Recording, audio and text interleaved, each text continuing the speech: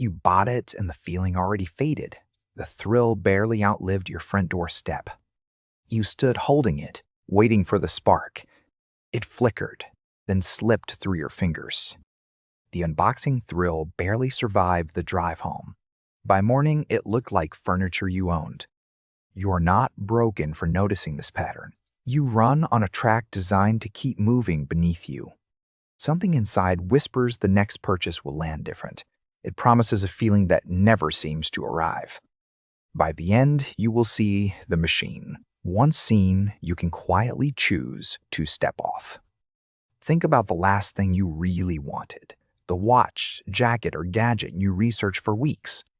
Remember how it felt the moment it arrived. That warm spark, that sense of crossing a line. Now remember how long that spark actually lasted. 2 days, a weekend, an afternoon if honest. That fading is not a flaw in the product itself. It is your nervous system doing what it was built. Your mind treats every new thing as a temporary upgrade. Then it resets the baseline and scans. This reset has a name in psychology that fits. It is the hedonic treadmill, and few escape accidentally. The treadmill is simple and brutal in one breath. Joy spikes, fades, baseline returns, the chase begins again. You notice something else, though you may not name it. Each new purchase loses its glow a little faster. The first car had a smell you remember years later. The fifth upgrade barely got a second glance from anyone. The first big thing you bought as an adult lasted weeks. You photographed it, mentioned it without meaning to. Now a similar purchase barely survives the unboxing. You scroll past it on your shelf by Tuesday. This acceleration is not in your imagination. Your brain grows more efficient at absorbing and resetting. That efficiency once helped when survival meant chasing the next meal. It exhausts you when it means chasing status. Here is the part most people never get told. The fading is not the problem, but the message. The fading asks a question purchases cannot answer. It asks what you actually wanted underneath the wanting. You did not really want the headphones. You wanted to feel like the person who owns them. You did not want the bag on the shelf. You wanted the version of yourself who carries it. You did not want the car in the driveway. You wanted to feel seen, capable, finally arrived. The object was never the real purchase you made. The real purchase was a feeling, and feelings cannot ship. So the box arrives, you open it, the feeling appears. Then it leaves because feelings do not live there. It's because the feeling left, your mind blames the object. Maybe a newer model would finally hold it inside. This is how the chase loops back on itself. Each disappointment becomes evidence that the next thing is right. Notice how clean this trap is, how perfectly it closes. The escape becomes proof you need more. The very tool used to feel better becomes the next ache. The cure and wound share one single receipt. Meanwhile, a quieter pattern runs underneath all this noise. Each purchase silently races the floor of normal. The first time you ordered nice takeout, it felt special. Now it feels like Tuesday, barely worth mentioning.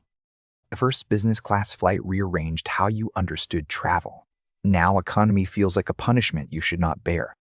This is lifestyle inflation, sneakier than its name suggests. It does not announce itself, it just moves the baseline. What was a treat becomes the standard you expect.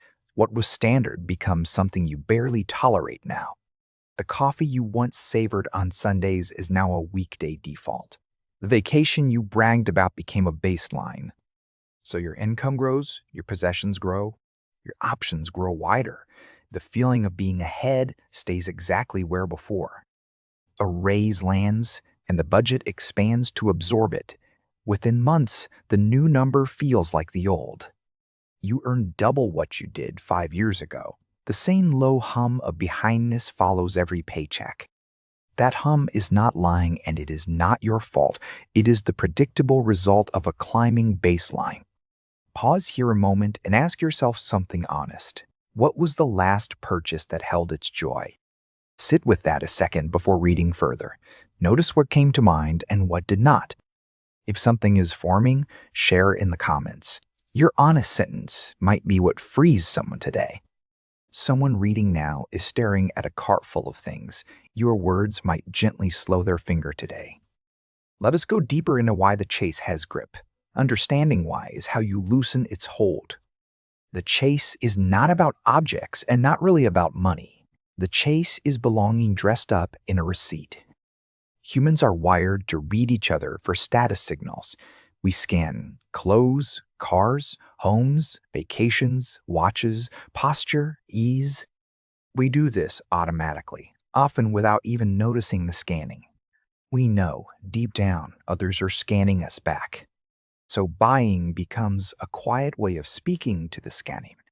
It is a sentence you write to the world. The sentence says, I belong here, I am safe, keeping up. It says, please do not place me below you. That is why the wrong purchase stings so personally inside. It is not the money.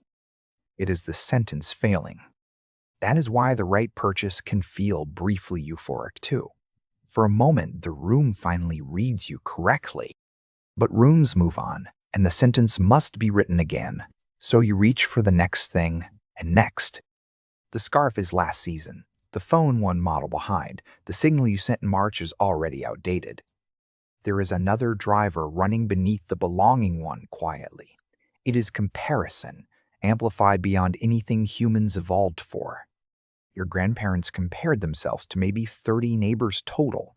You compare to thousands of curated lives before breakfast. You scroll and the kitchen renovation appears on screen. You scroll, the beach trip, the new car appears. You see not their lives, you see their highlights. You measure your full inside against their edited outside. Of course you feel behind because the math was rigged. No real life wins against an infinite scroll of peaks. They post the dinner, not the dishes piled in the sink. They post the trip, not the credit card statement. The cruelest part is how the comparison disguises itself. It feels like information about where you actually stand. It feels like a fair scoreboard you are simply reading, but it is a funhouse mirror mistaken for measurement. So you reach for something to close that gap. The purchase soothes briefly, then tomorrow the scroll resumes. Some the chase started long before any feed. It started in a kitchen, hallway, childhood living room. Maybe you grew up watching a parent worry about money. You promised yourself you would never feel that small. Maybe you grew up with plenty but felt invisible. You learned to use visible things to feel seen. Maybe you were the kid with wrong shoes in lunchroom. Part of you is still buying shoes today. There's nothing wrong with that part of you at all. It was protecting you the only way it knew. But that part still shops with the child's old logic. It believes the right object will quiet the ache. Seeing this is not about blaming your past or parents. It is noticing who is actually holding the credit card. When you notice, you can gently take the card back, not with shame, just with a soft adult recognition. Now consider something most chasers never let themselves really notice. The people who look richest are often the most stretched. The visible wealth, leased car, curated apartment, constant vacation trips. Behind those scenes sits pressure no outside person sees. Meanwhile, the people who actually have stability often look almost boring. They drive cars older than their longest current relationships.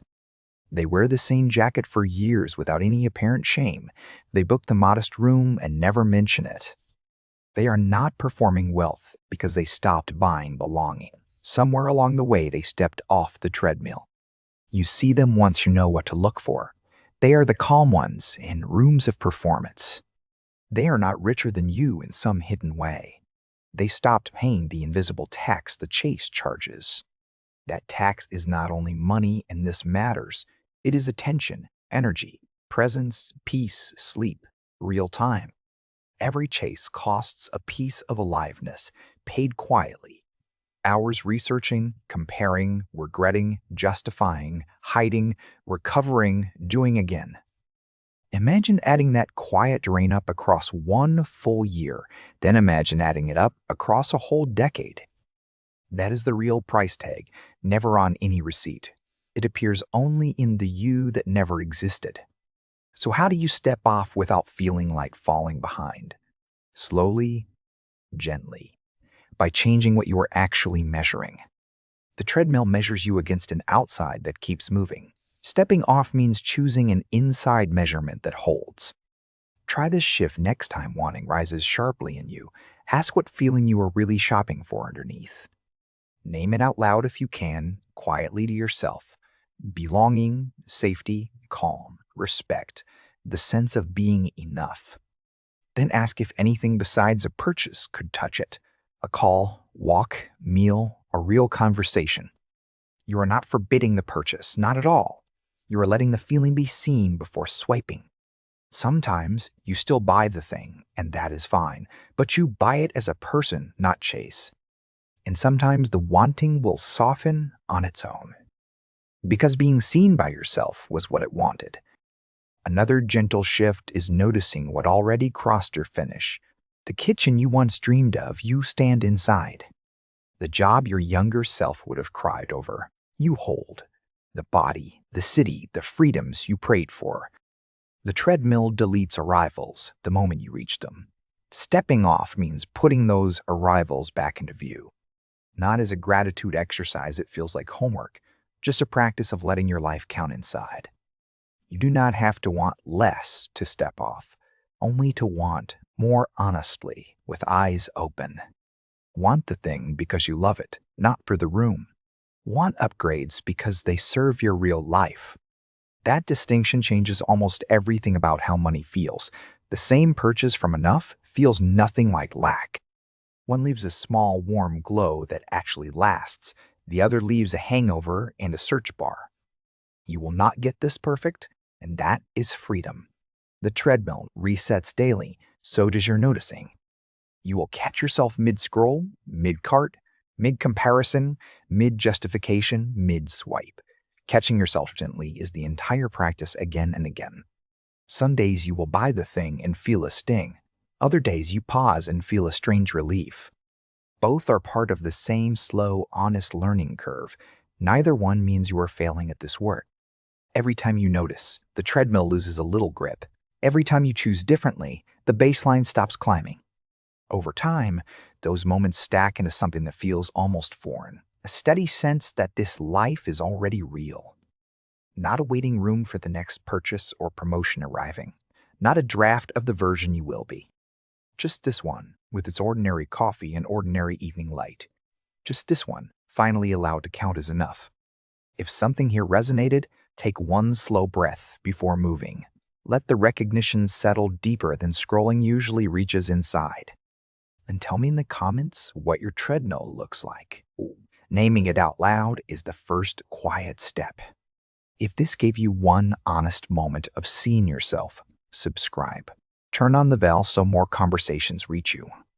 Next time a purchase stops feeling good faster than expected, remember, the fading was never the problem, only the door.